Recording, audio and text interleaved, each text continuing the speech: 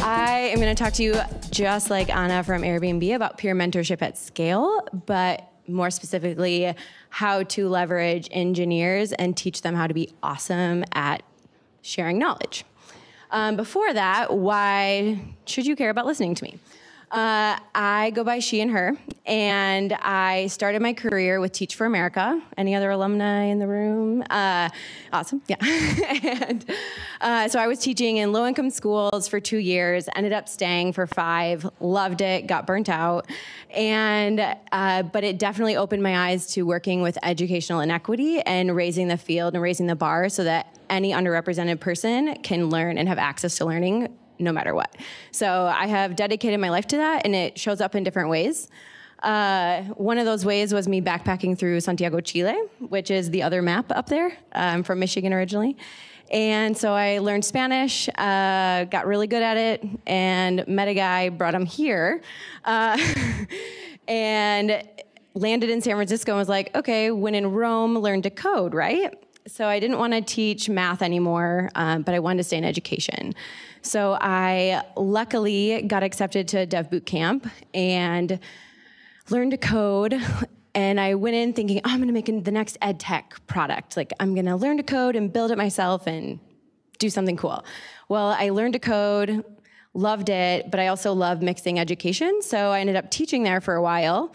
And now I'm at Uber doing engineering training and development. And so our team sits in the engineering org. So I am the technical person on the team, and I also run the programs that I work on. So that's a little bit about me. And I wanted to start with a big pain point. So if you're laughing, which a few of you are, you may have been in this position before, which is, oh yeah, that person over there, they know everything. So let's just put them in front of the room and they can teach it, right? No, right? And if you are the engineer that people have asked you to, that's an awesome thing that people recognize and value your leadership. But you should also be like, I don't know how to teach, because teaching is a skill. It took 5 years in the classroom with teenagers staring at me every day to realize I still didn't know how to do it the right way. And adults are totally different, but we do learn. We still want to learn, and some of those things are the same. So this all started because our mobile engineers at Uber, which is about 300, 400 mobile engineers, were grassroots trying to help each other and teach. And so I started observing some of what they were doing, and it was like, you guys have great intentions, but like, what just happened in there? So we also were hearing from managers and across the board that it was just taking a really long time for people to get into the code base and write code and land it good quality, beautiful, meaningful code. And so that wasn't happening. So we took a look at what they were doing, which they built this really cool like project to work on, but I saw that quickly, if we work with these engineers that are putting together these sessions, if I just give them some basic teaching skills, then maybe we can improve the outcomes, which is you join your team, you write code, you make magic happen by clicking that button on your phone.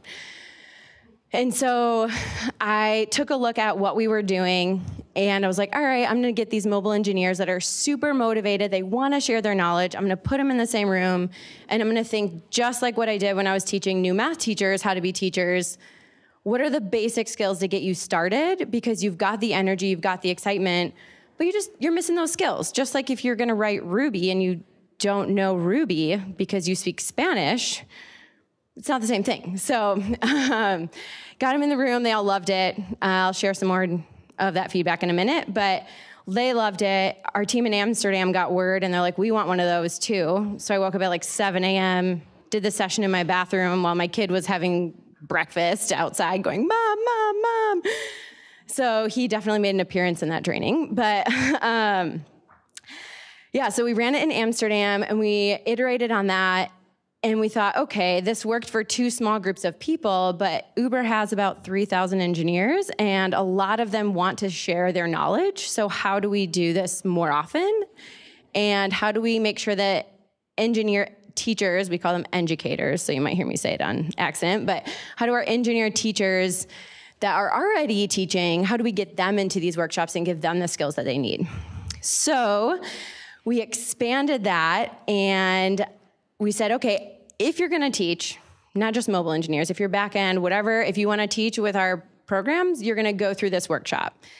And you're also gonna shadow an engineer that's already gone through the workshop, that already teaches, that's already getting some pretty decent feedback so that you can learn by observing, which is not typical in engineering. Usually you open your laptop, you run a script, you get your dev environment set up, and maybe you pair program a little bit, but you're not gonna stop and observe another engineer. So it's a totally different mindset.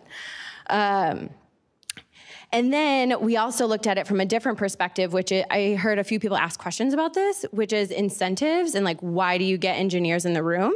We looked at, hey, let's reward you with digital badges, which people love.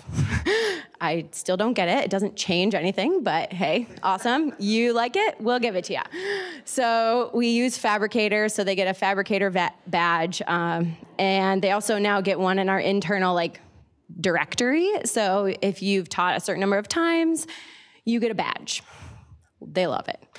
But also, we also send, thank you, you did an awesome job, you are teaching this content. We send messages to managers. So we do that officially through our internal feedback tool that people use. And then also, I think this one's really huge. We were able to update the language around the engineer competencies that are used for performance and promotion.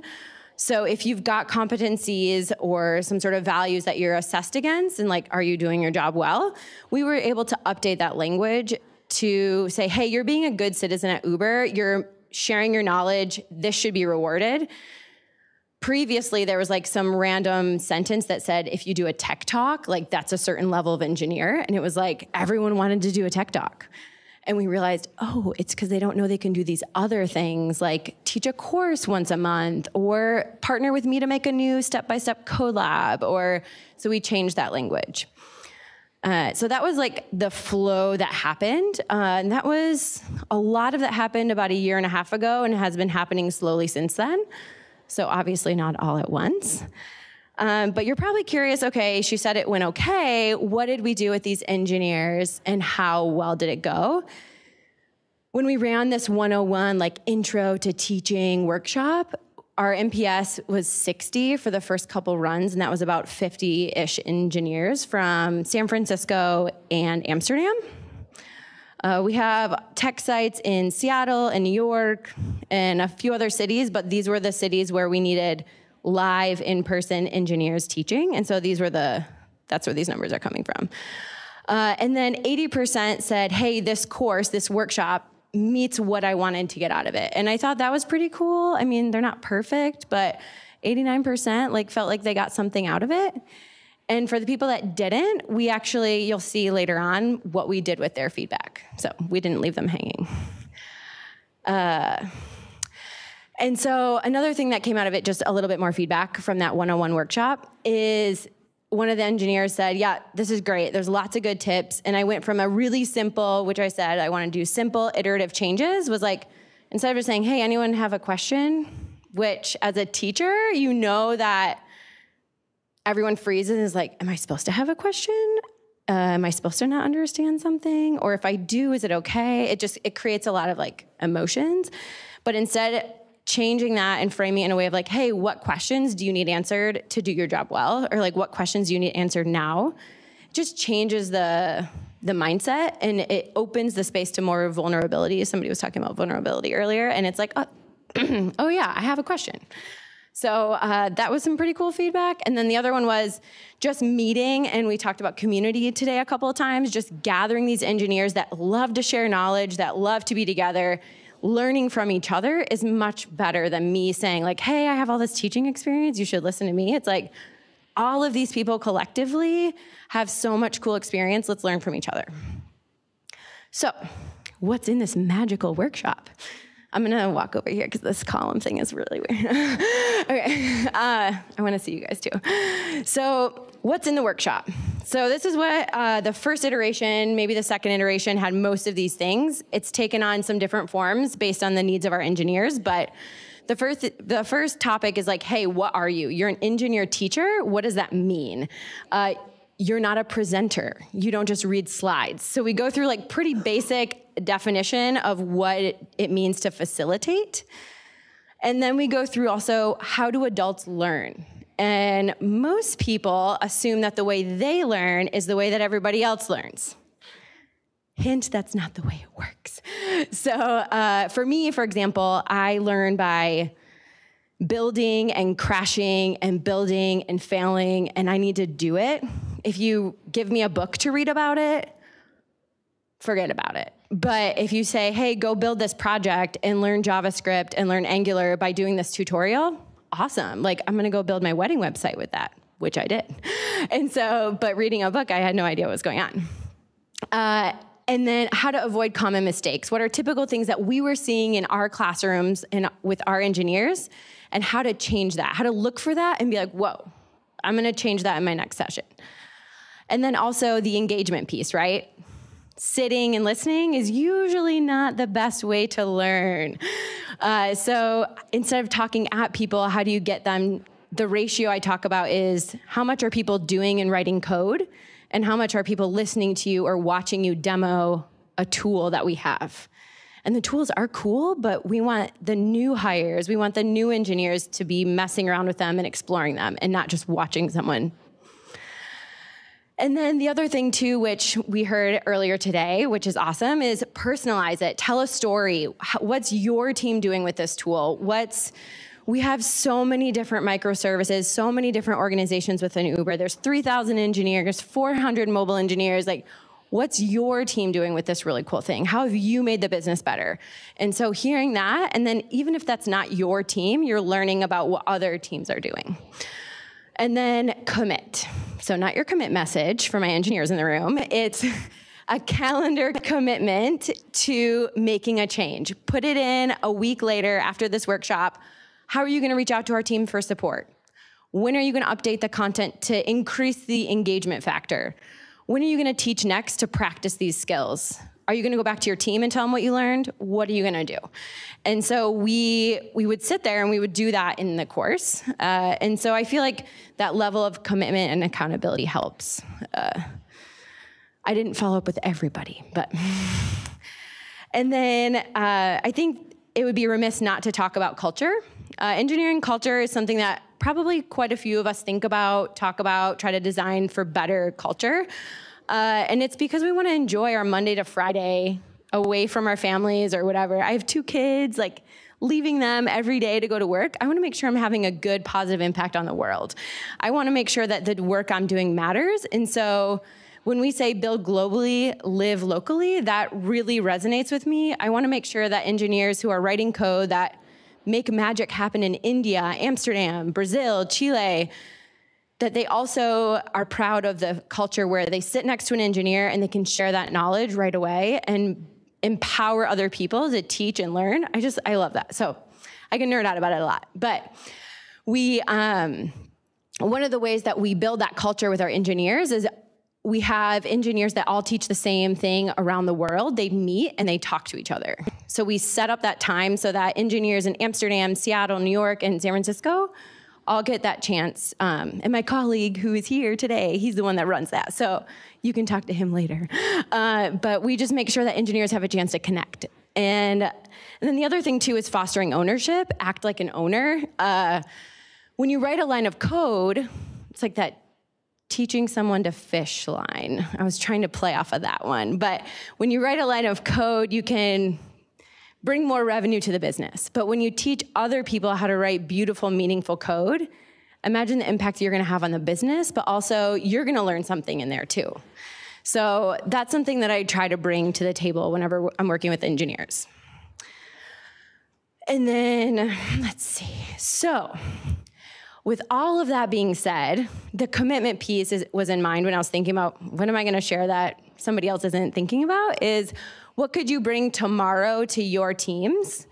And I thought about 2 things that I've done that have had pretty good positive impact with engineers in our org is teaching and shadowing. So if you have a learning and development team, whether it's technical or not technical, figuring out how can new people that want to share knowledge and want to teach, how can they go and watch someone that already is doing that? And you can partner with them and say, hey, just look for, am I talking too much? Is the ratio of people doing something greater than me talking as a teacher? And so I like the ratio one. That's a pretty good one. So if you're going to do one thing, that's a pretty low hanging fruit to try out. And then the other one too, which I think is definitely harder depending on your stakeholders and your culture and like who you work with, but it's something to investigate, is how are we rewarding engineers to be good citizens and step away from their computers and step away from writing code and go and share their knowledge and reward that as part of engineer competencies. Most of the competencies are around fixing services, landing features, being a good dev by not having more technical debt, like these very specific technical things. But why not also think about it from this values place? I feel like I get to like play off everyone else's talks. It's really awesome. And sharing knowledge should be a value. So being a good citizen should be rewarded at your job. So what are we doing now after about a year and a half of doing workshops with engineers? I can't tell you I don't know the number of engineers that have gone through all of our workshops, but it's a pretty substantial amount of people that are teaching with our courses. But we always collect feedback. And some of the ones that have elicited some good responses are like, I would recommend this workshop to become a teaching engineer to other engineers.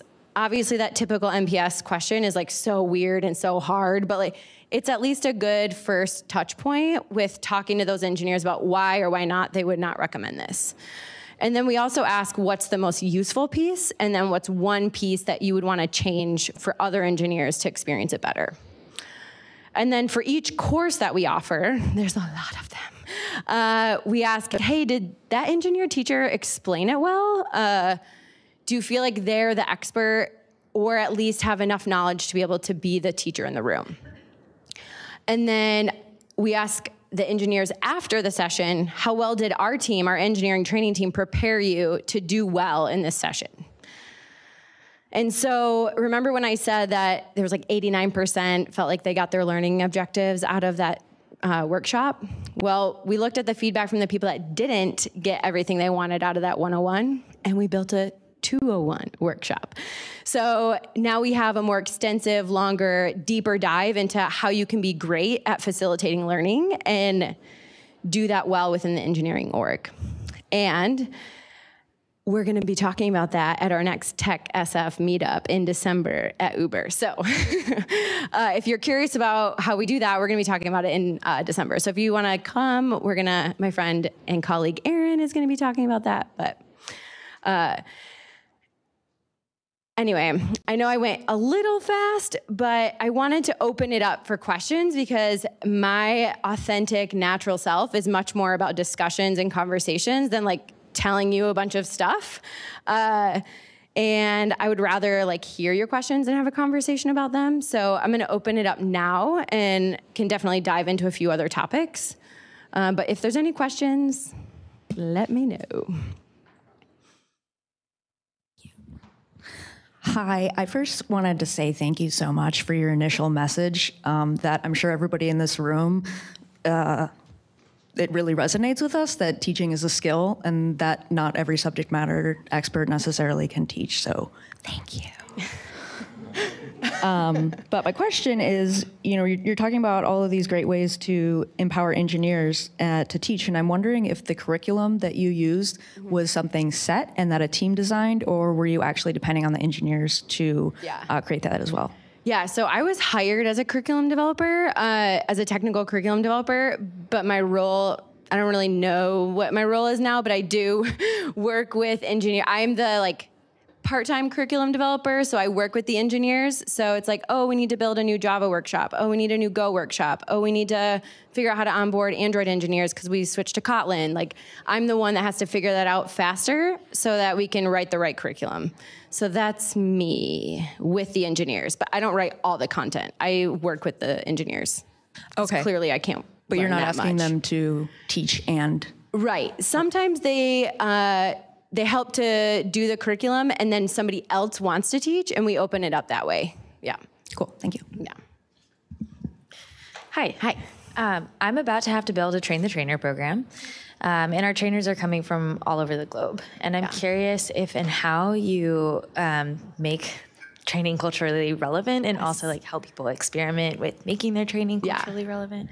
So a little bit of background on me is that I have lived abroad and my husband is from another country. So this is just part of my mindset of thinking about a global audience. And most engineers that I've worked with like are not from the US. So it's just built into my like thinking process. I haven't probably documented that well, but let's see. One way, obviously, is like language that you use. Like, there's this really sweet app I always use called Hemingway app, and it checks the readability of text. So even the text that we use, like, I check it if it's PhD level. I'm like, no one understands you. So it's one simple tool in a much larger picture, and it's really hard. It's really hard. We just, for example, did some training in India and we sent 2 engineers from San Francisco there and one is from India and the other one had been there before. So that like reduced the potential risks, but also like just in knowing what to do, where to go, language, culture, but it still, we still had issues. So I don't think we have it figured out.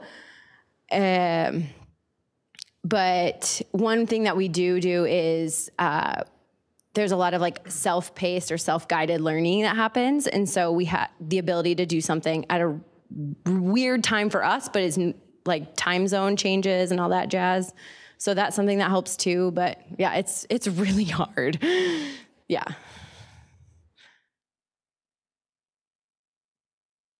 Hi, again, thank you for this topic. I feel like last 2 months, my refrain has been, if just because you drive a car doesn't mean you can teach how to drive a car, and comes from right now, I'm trying to teach my teenager how to drive. It's been pretty traumatic. So basically, I am trying to get more engineers be open and open about sharing their knowledge and actually teaching classes. And biggest things is like, people not having basic public speaking skills, right? Like no eye contact or moving around or throwing anything and everything they know at people, or even how to write slides, not writing paragraphs on slides. Right. So and people tend to become, especially engineers, tend to become very very defensive around those things. So in your workshop, how do you handle that? And then what kind of, do you do a lot of interactive activities or those kind of things to kind of teach that thing? Yeah. So totally get it. Yes, I have been through those same questions. So I think the define your role piece, like what does it mean to be a good facilitator, that's where I define some of those like basic things of like, oh, look at people and how to do decent slides. And our team actually has like a template that we send people. So it's like, this is what you should start with and kind of help guide on that. But what is a facilitator of learning versus what is a presentation are so different. So that is like a key part of that one-on-one workshop. So there's a bunch of stuff in there. And what else is in that define your role piece? But yeah, it's more of like teaching people how to be a guide versus just like, I'm going to stand up here and tell you everything I know. And we go through that also in the common mistakes is like we bring up some of those things that you brought up, which is like, hey, if you're doing this, you're not getting great outcomes. And I do try to bring it back to like, oh, if you're just telling people how to do it, is that how you learn to code? And it kind of is like, no. And they're like, okay, so we got to create that environment of like learning that you also learn that way. So that's a very helpful strategy actually, where it's like, oh, is that the best way that you learn? Which also leads into the how do adults learn piece. And just bringing awareness to these different ways of learning. Yeah, does that help? Okay. Hi. Hi. Thanks a lot for the issue. We have also are developing like a path for that. We have identified like 2 different things to teach. Technical and skills training are very different. But my question is focused on what are your next steps you plan for that? Because something is the initial program, but this is a skill. You have to develop and consolidate the training. We are thinking about coaching, follow-ups, and challenge after the program, but also this is like a movie inside the movie, no? The teacher has to become a coach, maybe a future teacher to consolidate their knowledge. What are your next plans for consolidate this initial effort that is interesting, but is a long path? Yeah.